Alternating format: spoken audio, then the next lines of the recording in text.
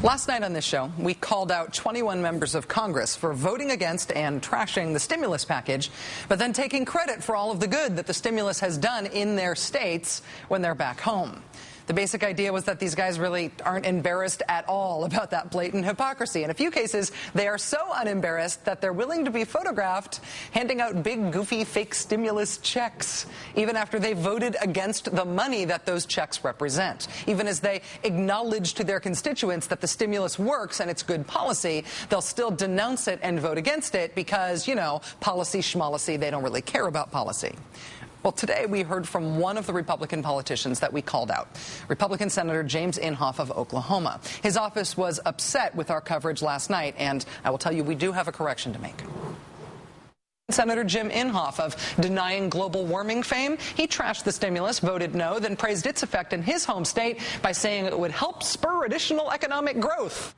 That quote that I read from Senator Inhofe last night, help spur additional economic growth, was in fact Senator Inhofe praising a federal spending project in his state. It was not, however, Mr. Inhofe specifically praising stimulus spending in his state. Senator Inhofe's office is right about that specific quote, and I am happy to correct the record, and I regret the error.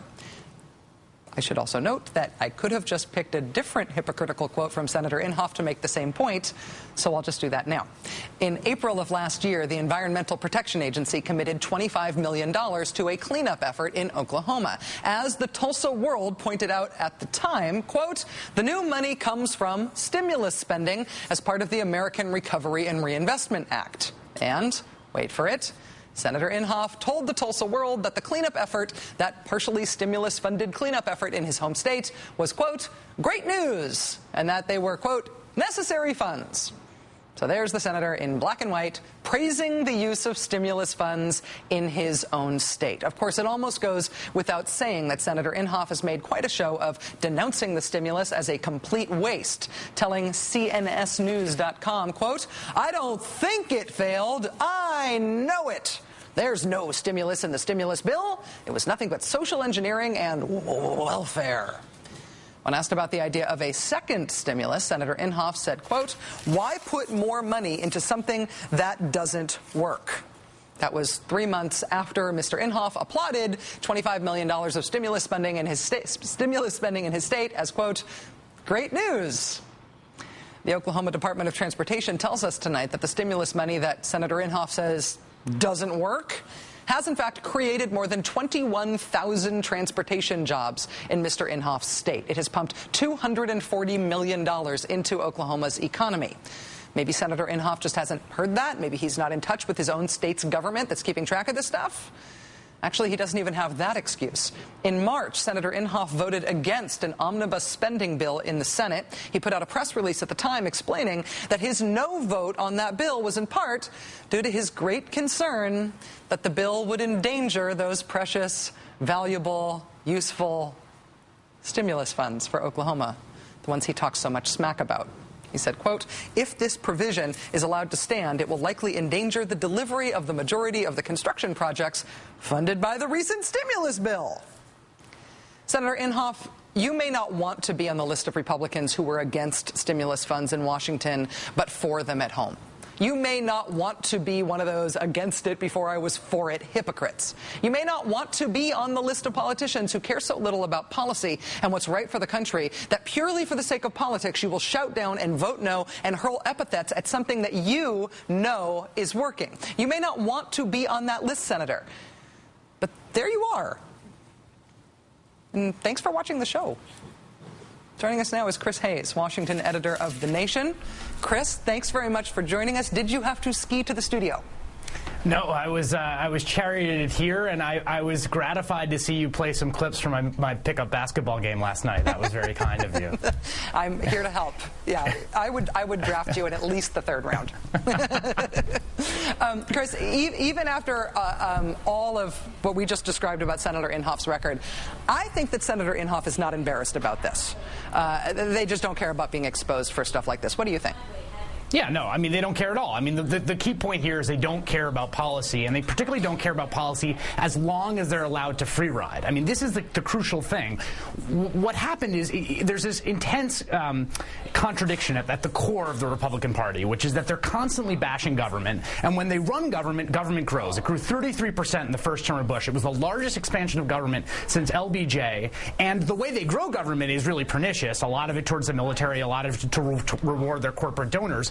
But when they're actually running the machinery of state, they don't deliver. Now, when they're governing, the hypocrisy is so apparent, no one can ignore it, and they got booted out. When they're in the minority party, they're allowed to try to play it, they're able to try to play it both ways, which is essentially to free ride on the votes of the Democrats who passed the stimulus bill, which is absolutely necessary and working, and then criticize it at the same time. It's almost kind of a perfect deal as long as they can try to get away with it. Well, Talking Points Memo is reporting today that the Democratic Party is going to try to increase the cost of the hypocrisy. They're going to try to make Republicans embarrassed about this. They're going to focus on it from now and up until the anniversary of the stimulus bill next week. What do you make of that as a strategy by the Democrats? I think it's incredibly smart strategy for two reasons. One is you have to highlight this, and you have to make them look like hypocrites. You have to hammer it home to people that they're lying to you. When they tell you, when they come to your district and they rail against the stimulus, they are lying. They know it works. But the more important point, actually, is that it's able, under this kind of political rubric, to smuggle in an incredibly important substantive point, which is that the stimulus is working. It wasn't large enough by any means, and we know that. But there's just no way to look at the macroeconomic data and conclude anything other than it has helped. It has lowered the unemployment rate. It has increased GDP growth. And by showing that they themselves are doling out the checks, it shows that they tacitly acknowledge that. There's absolute consensus about the fact it's working. If it weren't working, if they didn't think that money was going to work, then why would they be giving out? So I think it's actually really important from the standpoint of defending this crucial policy. It seems like to me that there are really three tests for whether or not a political offense strategy is a good one. One is whether or not you nail your opponent for something that they really have done. You're being truthful and honest and authentic about the facts of it. Two is that it splits them from their base. In this case, it absolutely does that, the way they've demonized Democratic, that sort of spending. But also that it gets across a core message about what's the difference between the parties and what you stand for while you're still hitting that guy. And that's a perfect storm political strategy to me, and I feel like it hits all three.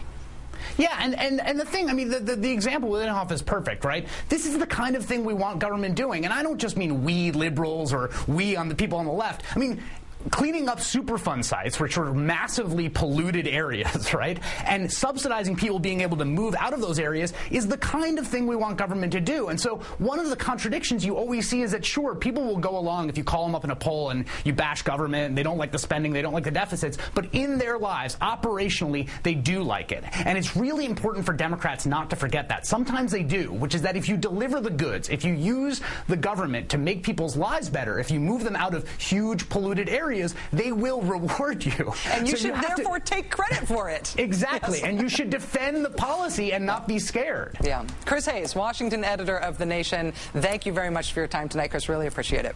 Thank you, Rachel. I should also note that Democratic Senator Claire McCaskill sent a letter to state legislators in Missouri today on this very subject, saying, listen, you guys are using stimulus funds in Missouri while trashing the stimulus funds at the same time. Senator McCaskill's letter essentially told the state legislators to send the money back if they hate it so much, and then tell her how they're going to balance their budget. Wow.